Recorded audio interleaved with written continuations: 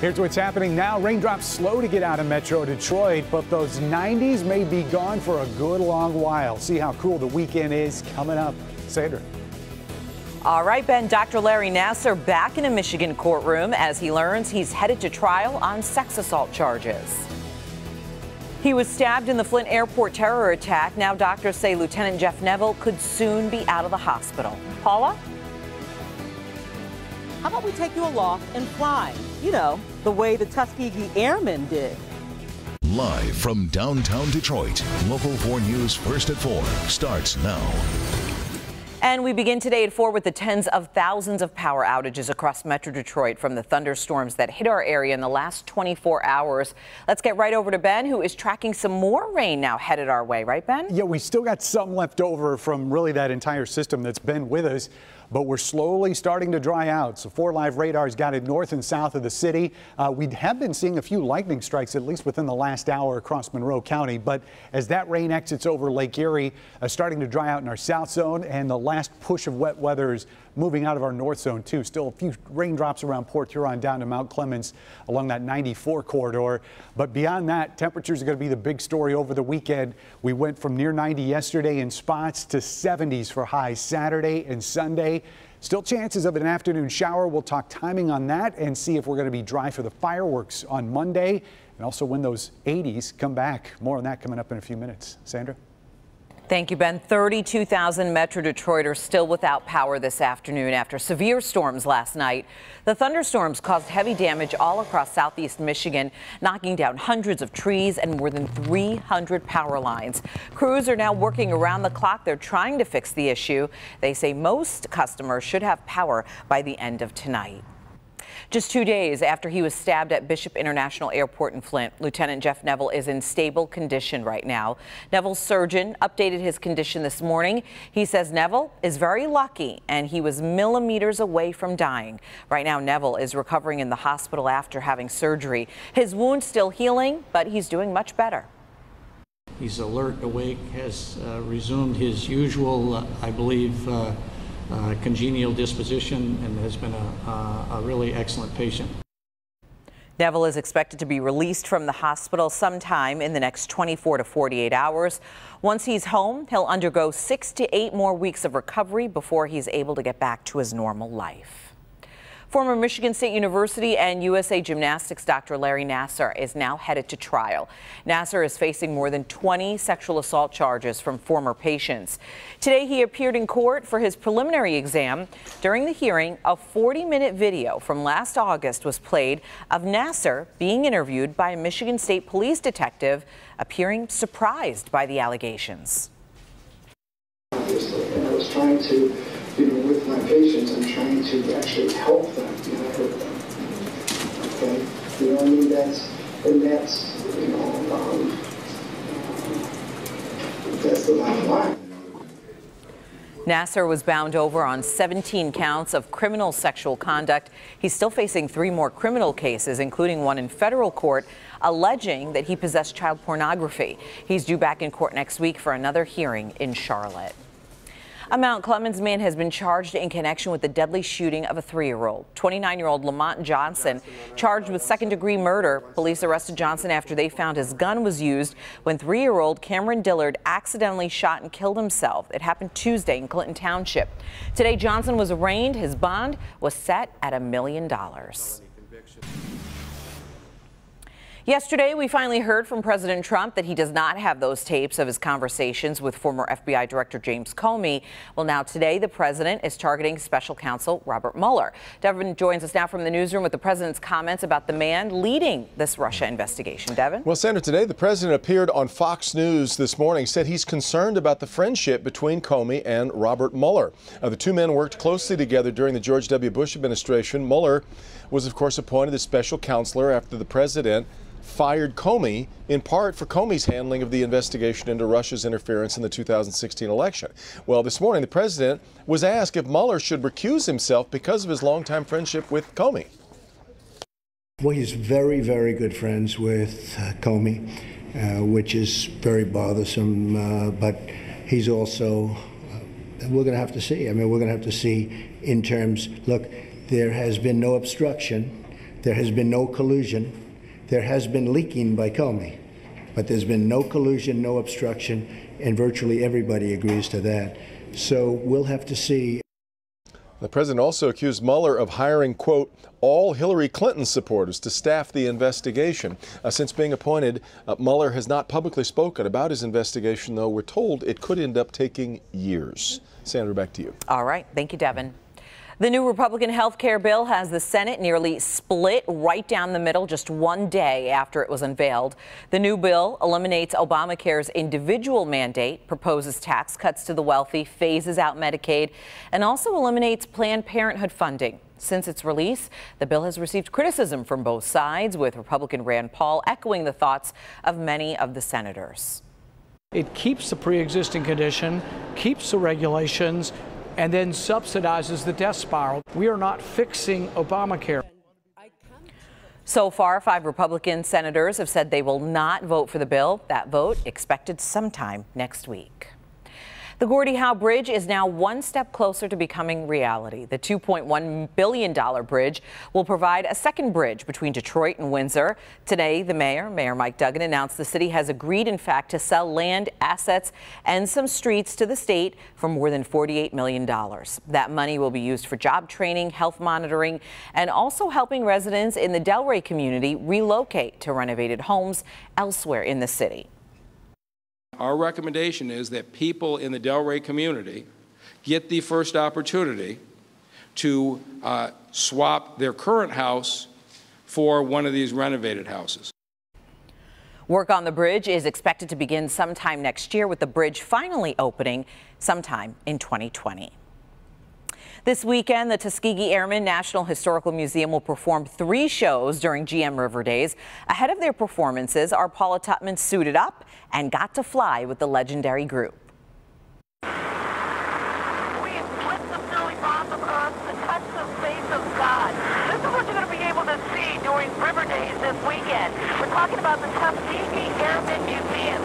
There are these flymen, these are men who honor and revere the history. And right now, my photographer, Norman Fairhurst, and I are flying, literally flying in history. The Tuskegee Airmen, the first African-American military pilot unit and a most fierce fighting machine. Blacks were thought to not have the coordination, the bravery, the skills to handle these complex airplanes.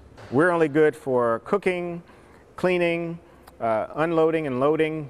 Who came out on top? The Tuskegee Airmen. So at that point, they were deemed the best in the United States Air Force. Today, that history lives on with the airmen of the Tuskegee Airmen Museum. Hold your wing. We had to actually fight for the right to fight for our country in, World War II. I was invited to fly with the airmen as they prepared for their air show over Detroit for River Days. One, go faster. Last night, we flew over Detroit in various formations. We became one with the sky in the actual Schweitzer motor gliders the Tuskegee Airmen trained in. Phenomenal. I think it is too. One of the most exciting things I can imagine doing. Right now we're flying in formation. You can see how these planes just kind of move seamlessly together. But there's actually a military reason to fly in this formation. It allows you to look pretty in the sky as you come by together. You're in unison. So to keep the flight together on the way to combat and to keep the flight together during combat. Usually they would go as a 4-ship. When combat occurred, the leads would break off and engage the enemy, and the wingmen would watch the leads rear to make sure no one attacked him from the rear. It's important that African American young people and all minorities that are underrepresented in the airlines and the aviation industry learn to appreciate. These airmen have a real focus on teaching young people, minority and underserved communities, that they are not what history says they are, and they do that based on the Tuskegee way. This was not just a reporter experience. They're actually looking for children of all kinds to come out and fly with them. Those with an aptitude as young as 12 can be taught to fly these aircrafts, Karen, for free. that price is right. I'm going to put a link on my Facebook page, Local 4 Paula Tutman, so you can dial into them in case you want your child to experience a flight around Detroit. But also, I wanted to tell you, I've done 9Gs with the Thunderbirds. I've been in a biplane, a blimp.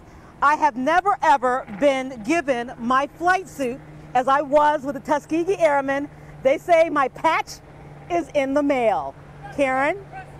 Absolutely love it. Paula, what a great story and what a great experience. And let's hope some folks sign up, some moms and dads sign their kids up. Such a great experience. Thank you, Paula. And by the way, this is also very neat, too. We want to show you this. It's on Click on Detroit right now. And you can actually see a 360-degree video of Paula's trip today. Take a look at that. It is actually interactive video. And it is on clickondetroit.com right now. You've got to head there and check it out, the Tuskegee Airmen. Still ahead here at and which Metro Detroit locations are being impacted. That's coming up. Also, a baby is okay after being thrown from a moving SUV. The message the woman taking that video wants everyone to hear. Hi, Doc. Feeling tired, suffering from headaches? You may actually be dehydrated. I'm Dr. Frank McGeorge. Coming up, how to stay hydrated in the heat and the telltale sign that you're not drinking enough water. Inside the home. Coming up all new on Local 4 News at 5 and 6. There's one sport that I've ever tried playing. It's pickleball. And I could try here in the city of Fraser at the rec center, except that this place might be closing. I'll tell you why. Oh, this is for me? Thanks. Just once? Okay. I'll tell you why and why their programs might not have to shut down thanks to an unlikely sponsor. In good health today, did you know today is National Hydration Day? It's a chance to remind everyone how critical it is to stay hydrated on those hot and humid summer days like today. Our Dr. Frank McGeorge is in the newsroom with some suggestions to make it a bit easier. Dehydration lands a lot of people in the emergency room each summer, but even mild dehydration can cause headaches, low energy, and dizziness. It's important to remember that thirst is not a reliable gauge of how much water you really need, especially in the heat. When it comes to staying hydrated, nothing beats a nice tall glass of water, but most of us are not drinking enough water. Lindsay Malone, a registered dietitian at Cleveland Clinic, says how much water you need depends on your size, health, activity level, and the weather. On hotter days, most of us need to drink more than the standard 8 glasses a day. Sports drinks are okay too, but they're only really necessary if you're exercising vigorously or sweating profusely from working outdoors in the heat. Be aware, most sports drinks contain lots of sugar and calories too. Water is really nature's perfect way to stay hydrated. And while the caffeine in coffee and tea does have a diuretic effect, meaning you lose some fluid, studies find you'll still end up gaining more than you lose. There's some evidence to suggest that's especially true if you routinely consume caffeine. Eating more of certain foods can also boost your hydration level.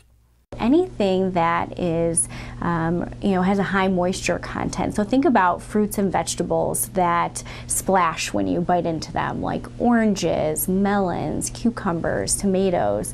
All of these are naturally high in water. And so as you're eating them, you're not only nourishing your body, but you're giving yourself some extra hydration as well. People always ask me the best way to know if you're dehydrated. The easiest way is to just pay attention to the color of your urine. Pale and clear means you're well hydrated.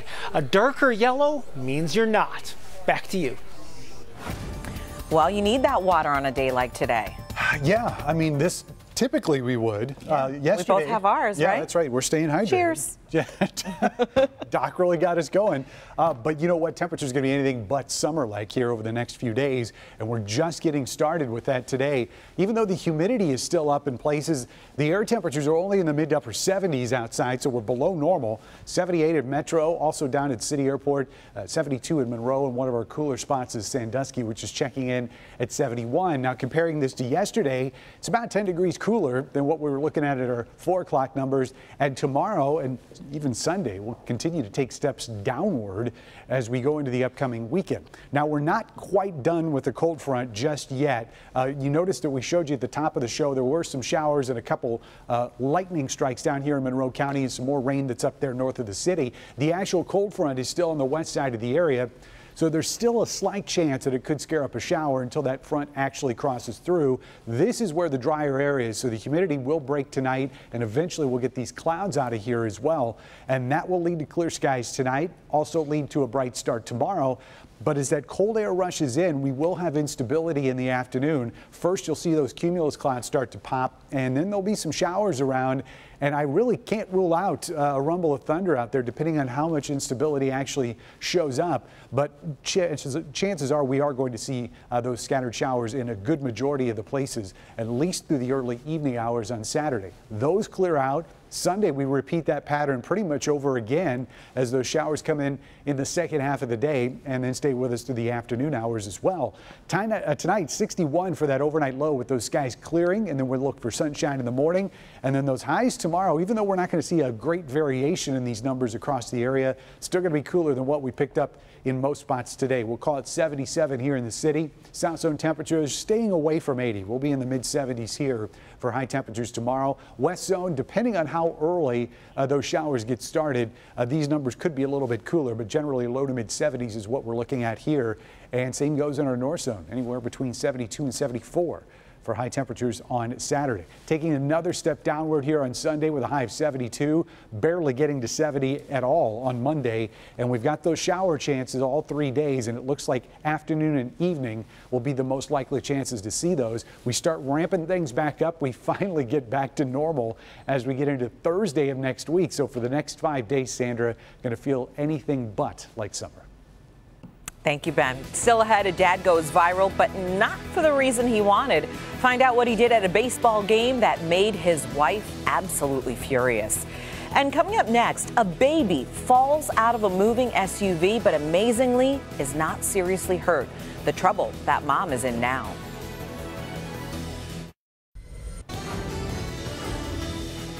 Welcome back. Time now for a look at today's top trending stories. In Texas, a child is thrown out of a moving SUV.